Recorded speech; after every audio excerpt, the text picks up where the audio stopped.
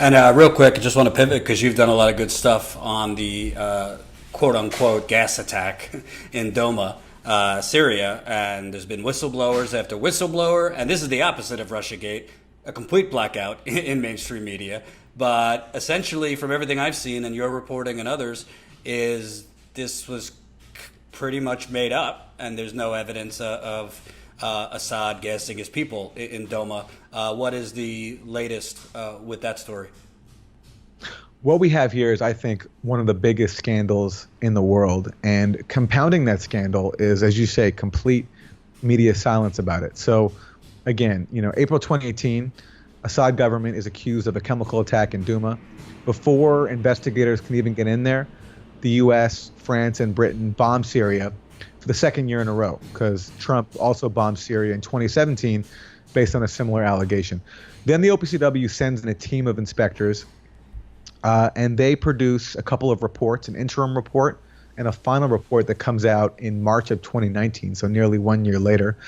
That report lends credence to the Trump narrative without outright saying it, but it strongly suggests that the Syrian government was responsible for a chemical attack, because it says that there are reasonable grounds to believe that a chemical attack occurred, and the inference of their conclusion is that it came from the Syrian government, because the Syrian government is the only party there which has aircraft capability. Then we get a leak of an engineering report from inside the OPCW from someone who has studied the actual crime scene where the cylinders were found, and he concludes the exact opposite. He says that, in fact, the cylinders were manually placed. The obvious inference of that is that this is staged. And then we get more and more leaks showing that the OPCW not only censored that report, but also censored toxicology findings, censored chemical samples. So the level of chlorine actually found at the scene, and chlorine was the alleged chemical weapon used. The level of chlorine found at the scene was at trace levels. So basically, it was basically at a level that would be normal in any household environment. And we find out that these inspectors who found all this evidence have been excluded from the process. We also find out that a delegation of U.S. officials visited the OPCW on the eve of the interim report and basically pressured them into going along with their narrative. So you have here the makings of a huge cover-up, and the response of the OPCW is not to address any of the censored findings, but to attack the whistleblowers. There's two of them that we know about, Ian Henderson and another whistleblower whose name is not publicly confirmed, named Inspector B. And they lie about them. And they say that Ian Henderson, who authored this initial report, the engineering report that found the cylinders were placed, they lie about him and say that he was not a member of the fact-finding mission of the Douma team, and that he only played a minor supporting role. Well, the documents we recently got leaked at the Grayzone show that they are lying, that Henderson actually was a member of the fact-finding mission, and our documents show that.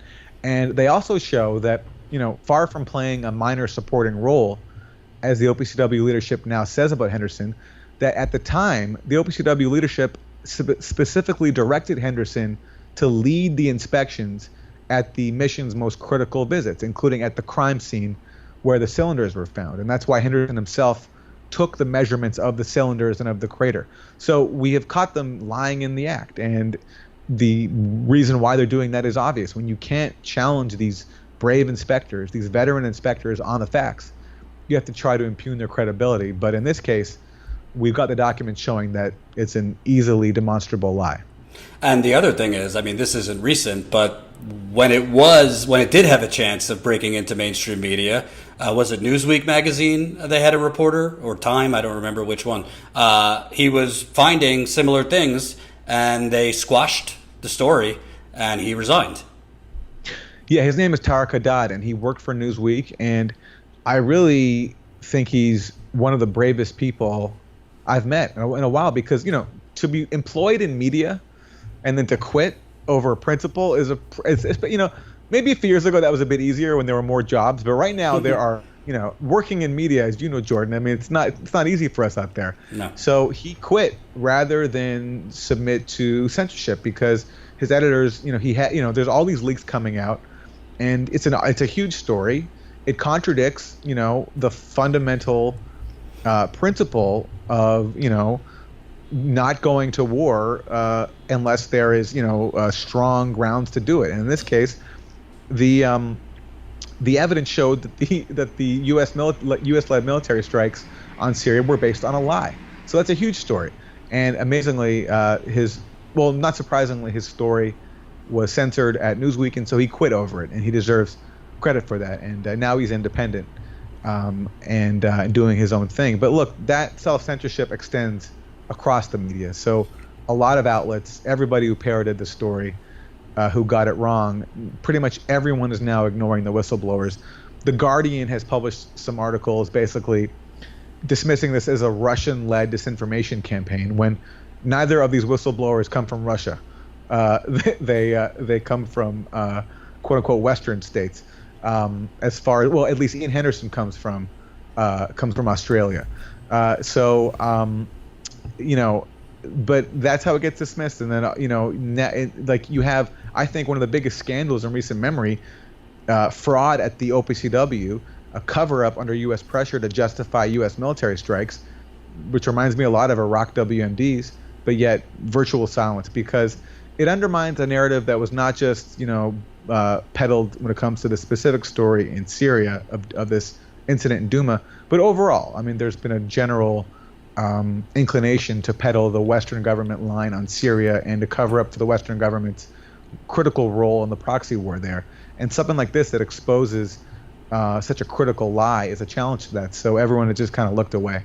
And last question, kind of bringing it full circle in a way back to Russiagate. I'm kind of curious because I think both of you and I, when we've spoken in the past, had to just be honest and say, hey, even some independent media is buying into this BS. Even ones we used to work for and respect. Have you seen, I mean, I doubt you monitor them 24/7, but have you seen with this new evidence of CrowdStrike, like Democracy Now!, the Young Turks? I doubt James Risen is doing a mea culpa, but you would hope that, independent outlets that are good on many things with this evidence would finally say, we got it wrong. No, but, look, I mean, you could argue that the CrowdStrike thing is not completely dispositive because, Mueller does cite other evidence and other claims about Russian hackers that probably doesn't come from CrowdStrike. So, I don't think CrowdStrike totally, completely closes. I mean, but Mueller's language wasn't even definitive either. He always kind of left some room. Mueller's language was ambiguous. It was, and there was plenty of reasons to doubt it even before we heard from CrowdStrike. So, I mean, but yes, listen, it is striking that nobody, after covering Russiagate for 3 years, now this thing comes out, this admission from CrowdStrike, and there's total silence. But that's not surprising. And look, to me, the most important point about the fact that all these adversarial outlets and noble outlets that we respect, used to work for, the fact that they all went along with this and didn't sufficiently challenge it, with the exception of Glenn Greenwald, who writes for The Intercept and was also a guest, to Democracy Now!'s credit, on DN multiple times. But, it's not just that they got a story wrong, it's that progressives, and now I'm thinking especially about the Young Turks, your old employer, because they really went full Russiagate. Everybody who peddled Russiagate and who thought it was like a good way to oppose Donald Trump, they personally partook, not willingly. I think they just got duped and they didn't fully think this through. But they partook in a story that was ultimately used to destroy progressives, because this was never about Russia or Trump. This was about the Democratic Party elite seeking an excuse for its loss and avoiding becoming the party of Bernie Sanders, which was the obvious lesson after 2016. So they were able to prevent any meaningful discussion and any meaningful action around policies by focusing on Russia and basically sidelining everybody and putting all of our faith in Robert Mueller. And so the aim of this was not just to find a fake way to resist Trump. It also was to avoid becoming the party of Bernie Sanders. And no surprise then that when Bernie Sanders, with 2020, with the 2020 primary in full swing, no surprise that as Bernie Sanders is surging on the eve of the Nevada caucus, they use this against Bernie Sanders.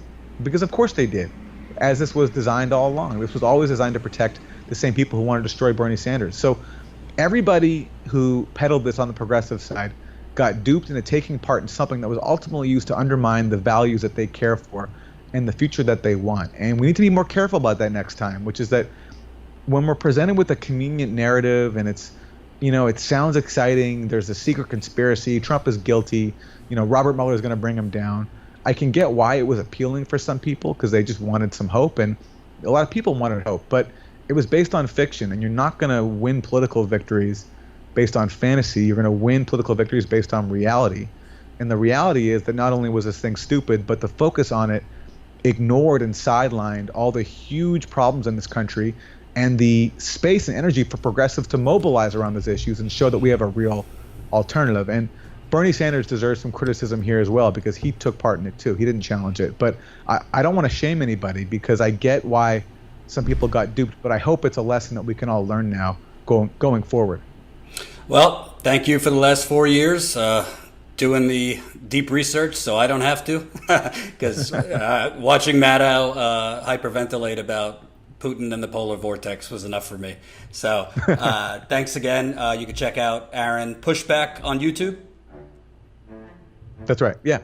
Great. And at thegrayzone.com. Thanks again, man. Thanks, Jordan.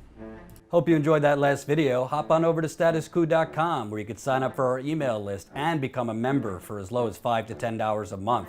Membership is how we grow. That's statuscoup.com/join. And remember, join our email list so we can grow the revolution with you.